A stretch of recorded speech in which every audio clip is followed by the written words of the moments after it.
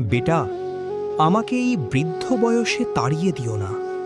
বৃষ্টি ভেজা এক সন্ধ্যায় গ্রামের ছোট্ট বাড়িটার বারান্দায় বসেছিলেন বৃদ্ধ আব্দুল কাদের। হাতে পুরনো একটি লাঠি, চোখে অসহায়তার ছাপ। ঘরের ভেতর থেকে ছেলে রাকিব আর তার স্ত্রীর তর্কের শব্দ ভেসে আসছিল। রাকিব বিরক্ত গলায় বলল, আব্বাকে নিয়ে আর পারছি না। সব সময় ওনার দেখাশোনা করতে হয়। শহরে ছোট ফ্ল্যাটে ওনাকে রাখা সম্ভব না। বৃদ্ধ বাবা সব কথা শুনছিলেন।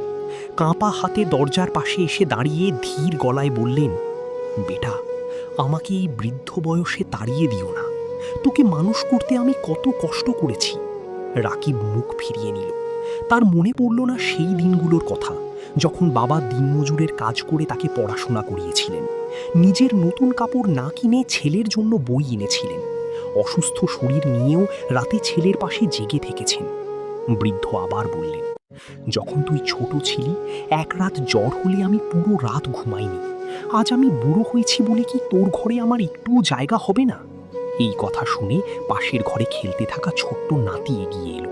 সে নিষ্পাপ চোখে বাবাকে জিজ্ঞেস করল, আব্বু, দাদুকে যদি তুমি বাড়ি থেকে বের করে দাও, তুমি বুড়ো হলে আমিও কি তোমাকে বের করে দেব?